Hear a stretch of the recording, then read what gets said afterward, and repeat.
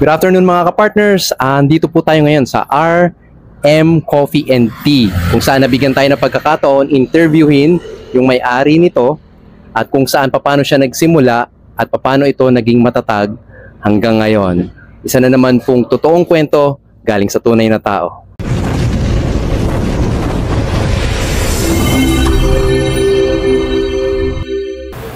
Mga kapartner, I'd like to introduce Mr. Ronaldo Mariano, the owner of RM Milk Tea and Coffee. Tama ba, Kuya? RM Coffee. RM Coffee and Tea. We can also call you Kuya Boji, tama? Yeah. Bakit nga ba Boji? Yun yung nakasanayan na dito yung palayaw ko sa Kamuning.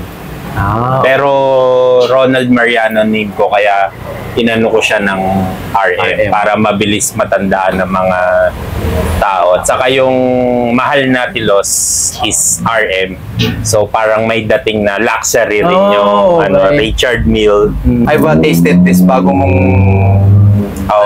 bago mong creation. Ay apakasarap.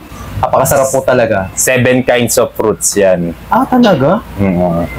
If mga kapartners, si Kuya Boji actually is his own chef. Siya na rin po ang gumawa ng lahat ng creation na ito and more. Ilang taon na po ba ang negosyo niyo, sir? Bali, July 2021 to So, bali 3 years na rin. More than 3 years. Sa iyong research and development on all your drinks, di ba drinks ka po nagsimula, no? Coffee and tea. Coffee and tea. With all those, ilang pong buwan o gano'ng katagal ka, sir, nag-research and development with your own brew? Bali, kasi pandemic yun nung that time na nagta-triathlon ako, tapos training ng mga bikes, kadalasan yung mga kasamahan ko sa nagbabike kapag pumupunta kami ng mga Antipolo, mga Pisong Kape, more on east sa mga bundok-bundok, mahilig sila magkape. So ako naman, wala kang choice, di mo nagkakape sila, mapipilitan ka na rin magkape, di ba?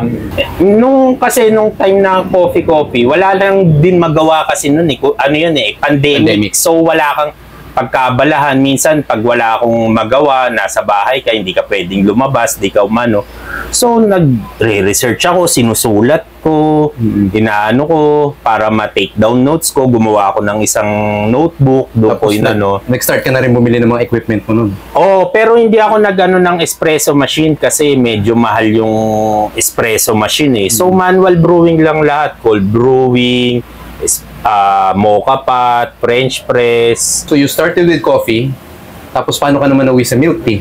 Sa milk tea, nung kaka-research ko rin ng mga YouTube, lumabas may isang channel na napanood na lahat may ginagawa siya. So milk tea, latte, coffee. So parang doon ako tumutok sa kanya. Tapos kung ano yung ginagawa niya, ginagawa ko na rin. Kumbaga yun yung mga pinapractice ko. Tapos sa kanya rin ako unang umorder ng mga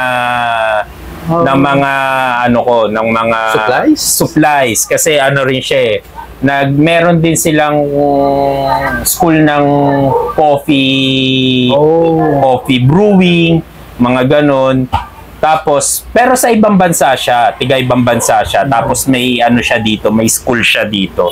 Pero hindi na ako nag-enroll. So, bali ginagawa ko. Kasi wala naman akong plano talagang gawin yun Kumbaga, parang gusto ko lang matry, parang dagdag kaalaman. Wala ka kasing magawa Kung ano-ano yung pandemic nga Pero, na-imagine mo ba, Kuya Boji, na ang lahat ng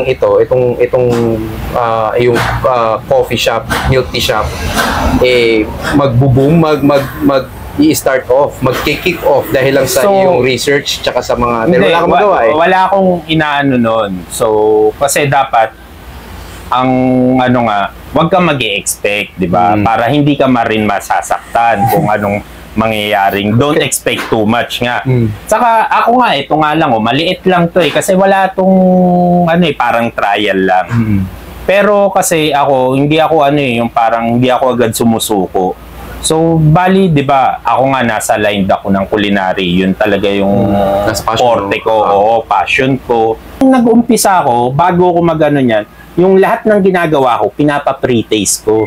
Lagi ako nagpo-post sa wall ko. Sinasabi ko kung sinong may gusto, pumunta sa condo, kunin yung ano, tapos hinihingi ko lang yung feedback nila. Okay. Kaya yung tagline ko, RM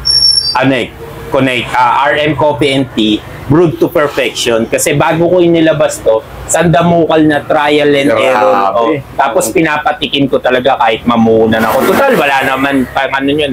Tapos nung time na parang sarado lahat, kailangan ko ng income kasi nagbabayad din ako sa condo ko ng monthly, babayad din ako sa mga kotse, ng mga mga miscellaneous ko.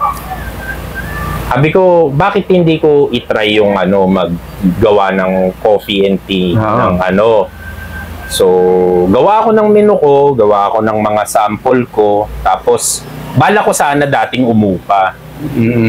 Pero sa feasibility studies ko kasi 18,000 yung isang buwan. Tapos 2 months deposit, 2 months advance, di parang 72,000. Tapos sabi ko sa 18,000, kung i-divide mo yun sa isang araw is 600 ba? Tama, parang 600 a day. For 30 days. Oo. Tapos sabi ko, kung sa isang baso ng drinks na ibebenta mo, ang tubo mo lang is 50 pesos. So, dapat ko ng 30 cups a day. Para lang sa upa. Wala pang kuryente, tubig. Siyempre, kailangan sasahuran mo yung sarili mo. Alanganin naman nagtatrabaho ka na puro pang upa lang. Yeah.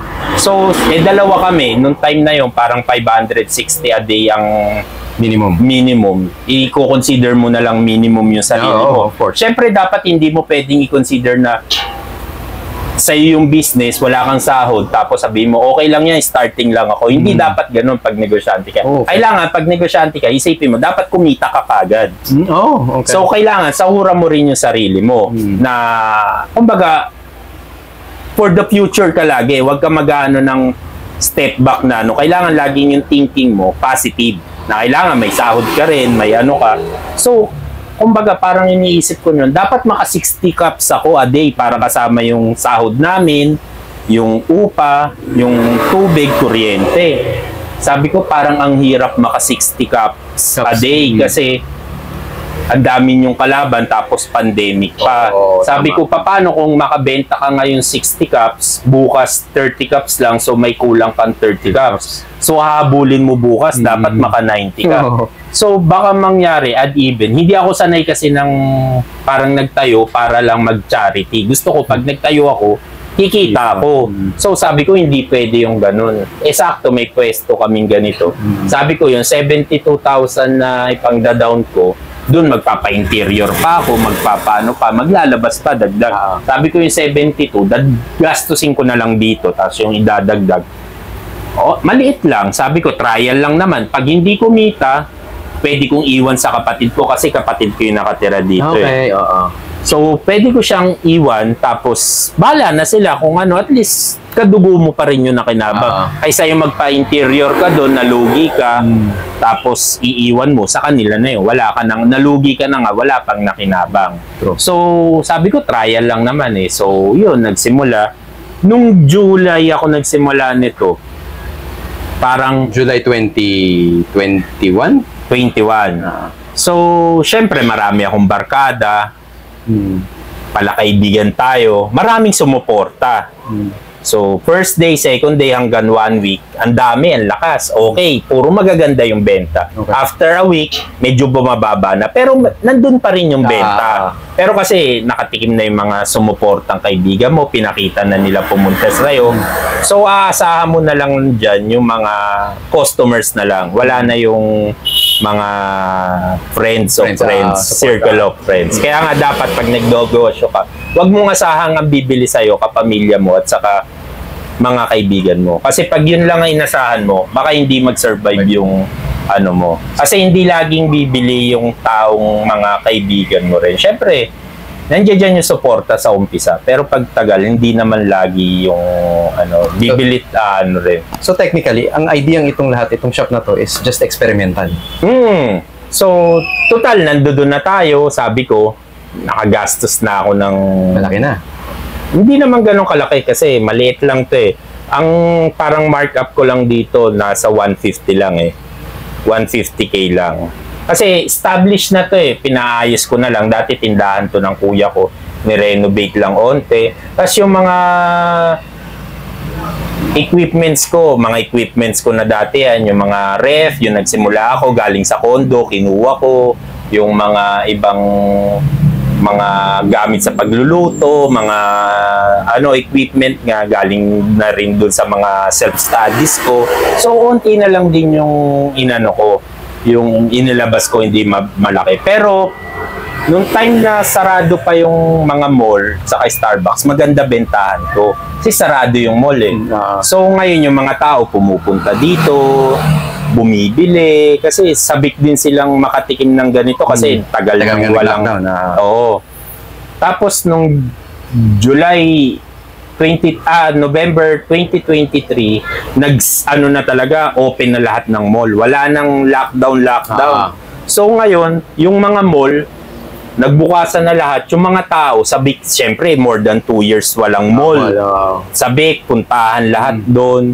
Yun na time na kumikita, nagsisales pala, hindi kumikita. Nagsisales lang ako ng 400 a day. Sabi ko sa sarili ko, hindi pwede yung ganitong 400 a day lang ang sales ko. Sabi ko, walang mangyayari nito pag 400 a day lang. Lugi pa sa pasahod namin, baka sa kuryente lang. Kasi wala kang ang upa, sa kuryente naman mapupunta lang. Sabi ko, July lang yun, November, para gumib up ka kaagad. Siyempre, hindi mo pa nakukuha yung ROI mo. Kahit 150, 5 buwan pa lang yun eh. Hindi mo pa makukuha yung ROI na 150 mo. Sabi ko, kailangan maglagay akong pagkain para mahila yung mga drinks ko. Doon ka nag-diversify. Doon ko na in-apply yung pagiging chef ko at saka culinary ko. So, malaking tulong yung ibang bansa ako kasi marami akong nalaman na mga pagkain at saka yung creativity ko at saka yung mga ideas na galing dun sa mga ibang bansa na ginawa kong fusion kasi ayoko yung shawarma wrap lang saka shawarma rice kasi sabi ko kung yan lang ang tinda ko magsasawa agad yung tao dahil kumbaga pag umorder sa'yo ng wrap bukas rice, wala na silang ibang options. Sawa na, baka bumalik na sa'yo after a week na. Tapos, sabi ko, gusto ko yung mabilis lang yung turnover kasi maliit lang yung space ko. Gusto ko yung pag-order nila, nandyan na agad, may bibigay ko na. Para yung mga shawarma nga. Okay, so shawarma. Yan, shawarma. Pero may mga fusion ng Mexican at saka Italian. So may naglagay ako sa Italian yan, yung mga pasta, tapos yung sa Mexican, yung mga quesadilla, nachos, burrito, then okay, may mga bumibili, pero hindi pa ganong kilala. So, nung tag-ulan, umabot na next year na, 2022. Nag-umabot na ng tag-ulan, mga June na ulit, July. Medyo mahina. Sabi ko, kailangan maglagay ako ng something na may hila naman pagtagulan. Out of nowhere, nag-crave ako sa pizza. Total, nandiyan dyan yung mozzarella ko, nandiyan dyan yung mga tomato sauce ko. Gawa ko from the scratch. Okay. So, ikaw na lang din yun? Oo, kasi crave lang naman, pang sariling mo lang eh. Gawa ko. Tapos, kasi doon, nag-pizza man din ako sa barko. Okay. So nag-barko ka pa pala before? So, bali parang may idea ako lahat dyan. Nung nag-ano na ako ng pizza, nag-try na ako. Tapos, gabi, wala na naman akong magawa. Pag gabi kasi, pag uwi ko, nung time na dati, hindi pa malakas to. Pag wala akong magawa, susulat ako lagi. Naggagawa ako ng mga menus ko. So, gawa ako 7 muna. Yung ginawa kong menu, hindi na ako naglagay ng mga pepperoni. Kasi laging pag nagawa ako ng menu, gusto ko yung something unusual. Na yung may dadayuhin na kakaiba, hindi yung tulad. Kasi kung parehas na lang kayo, ba't ka pa dadayuhin na tiga dun sila, hindi dun na lang sila bibili.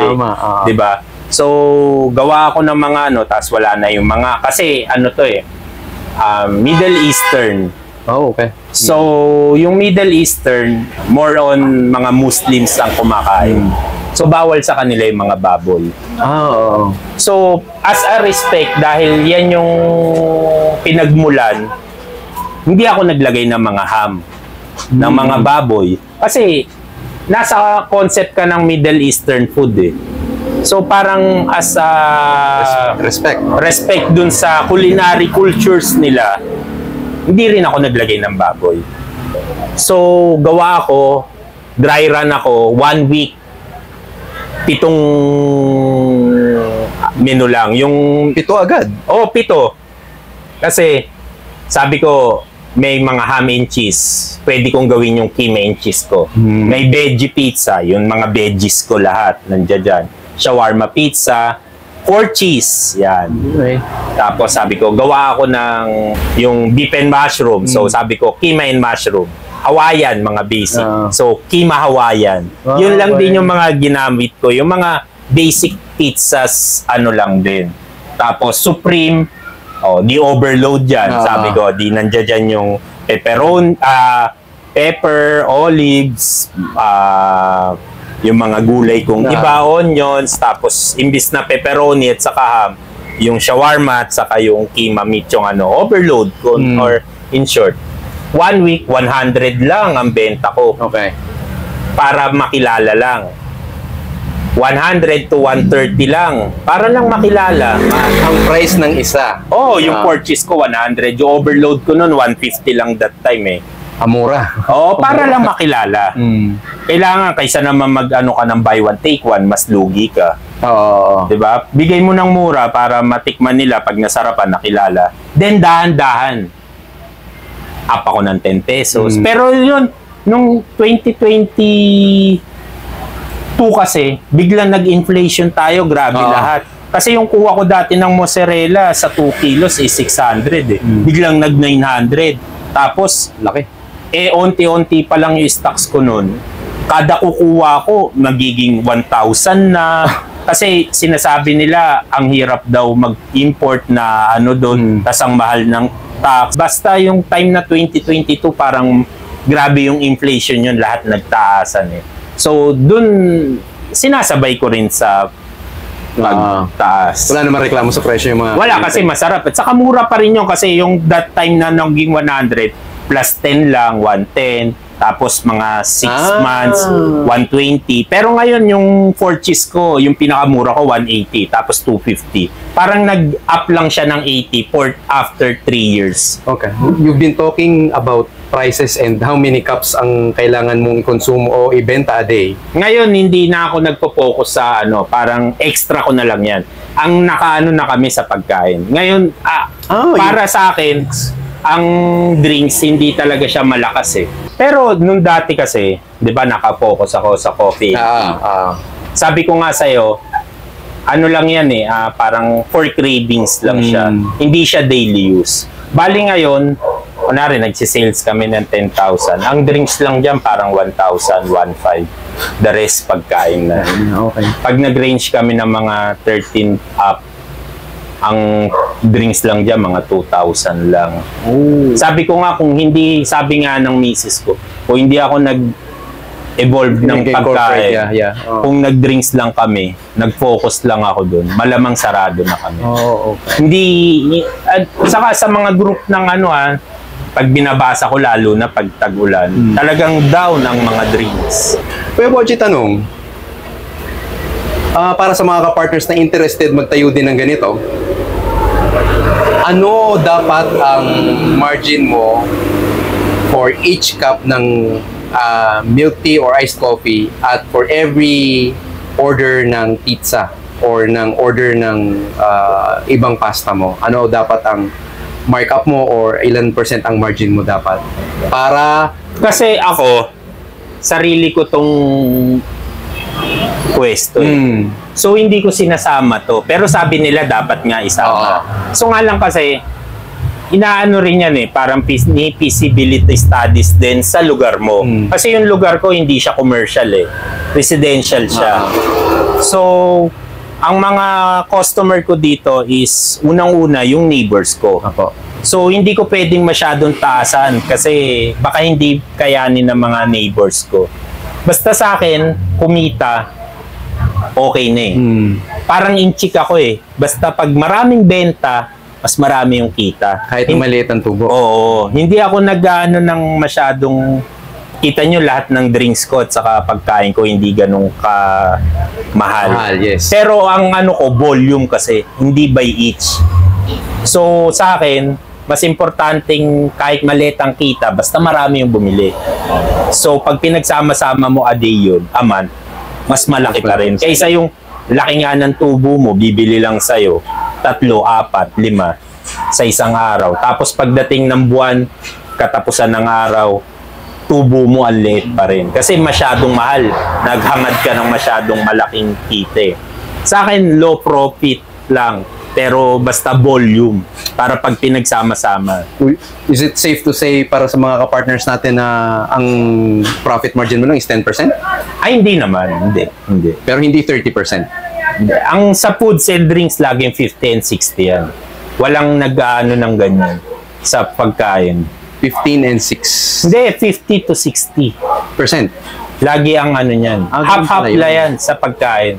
Saka sa drinks. Half-half siya. Kaya nga yung iba, sinasabi nga, depende kasi yan sa kung ano yung binibenta mo. Diba? Kasi yung binibenta ko, ganito. Tapos, ako mismo kasi yung ano supplier, ako yung namamalengke, ako yung namimili. So, nakahanap ako lahat ng mura kong supplier. So, mura ko na, tas isa lang yung tao ko. Oo nga, may tao ka na. Before, nung nandito kami, wala pa Isa lang, pero isa lang. So, maliit yung ano ko, overhead ko. Kaya kaya kong ibigay siya ng mura. Pero pero kung siguro, pero sa industry talaga ng pagkain, 50%. 50 to 60 yan. 40 to 60 kapag yung iba pa. Walang nag-ano ng 10%. I've heard this, sa food business daw, kailangan, like every 6 months, kailangan meron ka. You have to come up with something new. Agree ka doon? Kasi ako lahat nilabas ko na hanggang kaya ko Pero naglalabas ako pa onti-onti. Tulad pero, nito, wala naman siya before. Hindi, kasi minsan, pag Sunday, lumalabas kami kasi dinidate ko. Yun yung off namin Yun So, lang sarado siya pag Sunday. Oo. So, yun lang yung time na makakapag-banding kaming mag-asawa. Doon ko siya dinidate. Pag dumate kami, pupunta ako sa mga mga ganito, coffee shop, para nag-e-explore din ako. Anong wala ako? Bakit? So ngayon, tulad niyan, dati wala akong mga fruit tea. Dati coffee tea, lattes. Tapos marami naghahanap lagi, lemonade, iced tea. So sabi ko, bakit hindi ako maglagay nun? Kasi lagi nilang hinahanap. Pero ako kasi, pag nagawa ako ng menu, kunyari, iced tea, namuhunan na ako sa isang raw material niyan. Hindi ako gumagawa ng isang menu niyan. Yung iced tea ko, 7 klase. Kumbaga, may classic, may premium, may jasmine, may winter melon, may... Kumbaga lahat, dinadamihan ko. Yung isang material ko, ginagawan ko ng marami para mabilis siyang maubos. Saka mas mabilis siyang mabenta. Mas maraming choices. Laging nag-ano ko ng hindi lang isa. As pag nag-fruit tea ako, may nag-ana fruit tea. Gawa ako ng fruit tea.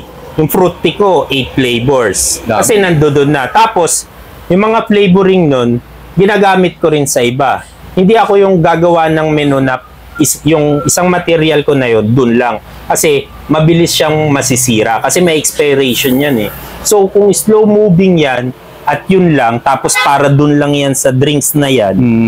Tapos, di ba, isa lang yan. Etong kunwari, etong strawberry na syrup, gagamitin mo para sa fruity lang. Kung once a month, isang beses lang yun. Talo.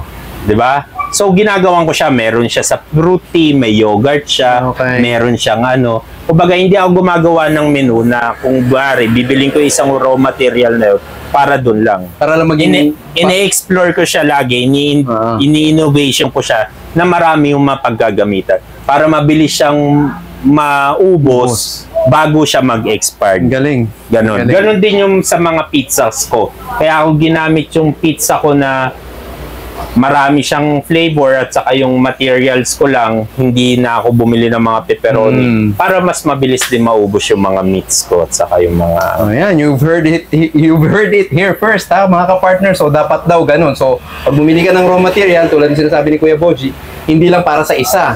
So, you have to incorporate a lot of things para mag-move yung raw material na yon, di ba? Para mabilis din siya maubos. At hindi ka masiraan, hindi ka mapanisan. Tanong, Kuya Boji, kung ako or yung mga viewers natin ngayon ay gusto magtayo ng ganitong klase ng setup at sa ngayong 2024, magkano kayang ilalabas nila? Kasi unang-una, nasa sayo yun kung anong gusto mong setup eh. Kasi ako, trial lang. Sabi ko, ayoko mag-invest ng masyadong malaki. Ayoko siyang maging, para kung hindi mag-click, maliit lang yung nalugi sa akin. Hindi naman kailangan mag-start ng sobrang laki. Kasi ako, pupunta nga kami sa mga iba-ibang coffee shop. Ang lalaki, walang tao. Parang iniisip ko, laki ng ano. Tapos, babalikan namin, sarado na. Sabi ko, kita mo yung sa atin, ang late lang, no? 150 lang, parang ayaw pa natin isara kapag nalulugi, inilaban pa natin. Sila, milyon-milyon yung puhunan nila, pero give up lang nila yung ano nila. Nasa kanila eh, kung ano yung gusto nilang gawing setup. Kung marami kang pera, why not? Kung medyo hindi mo naman kaya, start small. Can we start like, would you say na ang 200,000 pwede ng startup? Oo, kahit nga 50. Kung pop-up lang, ano. Pop-up. Pwede na. Pwede na. Ako kasi hindi ako nag-invest ng espresso machine eh. Kasi sa sobrang dami kong drinks, hindi ako nakapokus sa coffee eh. Kasi may araw na zero ang coffee ko, malakas ang milk tea. May araw na malakas ang frap, zero naman ang milk tea. Isa lang ang coffee. Sa sobrang, kasi yung drinks ko more than 100 eh. Dami na pala. Hindi nakapokus. Okay, mag-invest sa espresso machine kung ang tinda mo lang is coffee. Wala silang choice. Coffee lang ang pagpipilian nila. Mababawi mo yung coffee mo. Pero, yun nga, sabi ko sa'yo, yung coffee shop sa sobrang dami, hindi mo rin alam kung pupuntahan ka. Nasa sa'yo na yan kung gusto mo talaga. Pero sabi ko nga, kung hindi mo susubukan, hindi mo malalaman. You're a one-man team, di ba? Ikaw lahat. Social media, marketing, research and development, sales, lahat, di ba? Ikaw lahat. Yung natutulog ka pa ba? Oo naman. Kita mo nga, ano eh. Nagagawa ko naman. Hindi ko lang nagagawa. Hindi na ako nakakapag-exercise, kaya lumobo ko. Hindi na ako nakakapag, ano. Pero yung tulog, mga ano. Kasi, gagawin mo lang dyan. Kumbaga sa, parang nag-ano ka, babudget mo lang. Gagawa mo lang siya ng sistema. Kasi ako, matagal na ako sa industriyang ganito eh. Nag-service crew ako, naging chef ako, nagtrabaho ko sa barko. Kumbaga, naging ano ko na yung system eh. Tapos nung nasa barko ko, naging chef nga ako. So, naaral ko yung pag-ano ng timetable eh. Para para hindi ka sumobra-sobra sa trabaho mo, hindi ka napapagod. Kasi ako, nagtrabaho ko, doon ko natutunan na work smart, not hard. So ako, hindi ko pinahirapan yung sarili ko. Kung kaya kong i-shortcut yan, na parehas lang yung kalalabasan, ganun. Parang, kaya nga inimbento yung mga sinigang mix eh. Bakit ka magagawa ng mamimitas ng sampalok, magdidikdik ng ano, tapos mag-iihip ka ng ganun? Kung pwede mo naman ilagay yung sinigang mix na parehas lang yung lasa. Diba? Kumbaga, ang dami na ngayong ano eh, paraan para mapadali yung trabaho. Kaya, wag mo pahirapan. Saka dapat ano lang, system lang. Kita mo nga, ako lang lahat mag-isa dyan. Ilan ang tables ko? 8. Kahit napupuno yan, nasiservan ko sila lahat ng kasi maayos. Kasi may sistema kang ginawa. Oo. Kasi pag wala ka sistema, mahirap ano yun. Nag-ROI ka na ba? Sobra-sobra na. Ngayon, umiikot na lang, ginigisa na lang sa sariling mantika. And saka maliit lang yung 150 lang yun eh. Saglit lang yun. sa iba, malaki yun eh. Sabi ko nga, lalo naman sa iba na milyon-milyon. Yung 150, wala yun sa negosyante. If there are viewers that are asking this question, naisip mo na bang magpa-franchise? Marami nagtatanong dito, pero parang ako, yun ang sinasabi ko. Hindi ko pa kaya or hindi ko pa, sabi nga walang masama kung susubukan. Pero sa ngayon, sabi ko lang naman na nagsisimula ako, kumita lang ako. Okay na yan. Ngayon kumikita ka na, naghahangad ka naman ng sobra-sobra. Diba? Siguro dadating din yung time na yon. Pero ngayon, siguro hindi ko pa ini-enjoy ko muna to. Pag siguro mga year pa, why not? 'Di ba? Kasi gusto ko pag nagganito ko, ayoko nang umasa sa mga simula ako ng ganito na hindi naman umano. Gusto ko pag namuhunan ako ng ganyan, franchising, kaya ko. Kaso nga lang parang maliit pa yung pera ko para sa ganun eh. Pero di ba pagka nag-franchise ka, wala ka namang ilalabas na pera. Technically, they will pay you the franchise fee plus royalty fee. Oo, pero dapat may may komisari ka, may ka. May ganun pala yun. Ang liit ng yung kitchen ko, ang liit. So, saan ko gagawin yung mga pang-supplies ko sa kanila? Yung sauce ko, yung meat ko, yung mga pitas ko, yung dough ko. Siyempre, kailangan may malalaki kang freezer para maitambak mo doon. Kasi ikaw din na magsusupply din sa kanila. Oo. Ganun pa. Kasi kung sila paghahanapin mo, di wala ka ng kinita. Sa bagay. Dapat lahat sa'yo manggaling. Para kahit piso man tubo mo sa isang pita bread, kung 100 dyan, a day ang consume nila, di may 100 ka. Times mo sa 30 yun, di 3,000. Sa isang item lang yun. Ilang items ang kukunin nila sa'yo. Sa bagay. Di ba? Ganun yun, pag franchising. Pero, sinasabi nga, nasan yung pwesto mo para makagawa ka ng ganun? So it takes money pala para makapagpa-franchise ka pa rin. Kung coffee shop lang, madali. Kasi hindi mo naman kailangan ng malaking stocks. Sa akin, malaki. Kasi yung mga meat mo, i-marinate mo, lalagay mo sa freezer, lagay mo sa ref, yung mga pita bread, yung sauce mo. Kailangan ng maraming ref. Yung mga perishable eh. Kuya Boji, before we end this video, any last words to our viewers, mga ka-partners? Sa akin, try nyo lang, basta wag lang susuko. Walang masamang mag-try. Pag hindi nag-success, try ulit, di ba? Makakahanap din kayo ng mga effective na business. Basta, kapit lang lagi sa may taas. Huwag kayong mawawalan ng pag-asa. Yun. And saan po namin matatagpuan ang inyong location, sir? Facebook page, Instagram? Sa FB page po namin sa RM Coffee and Tea. Tapos yung place po namin is sa 16 KD Street, Kamuning, Quezon City. Ang operating hours namin, Monday to Saturday, 3 to 9 p.m. Then pag Sunday, close. Alright, thank you so much, Mr. Mariano. Thank you. Salamat. Again, mga ka-partners, this is Tito Lem saying salamat po sa panonood. Thank you. Come by RM Milk Tea and enjoy. Ito pong creation niyang bagong sarap.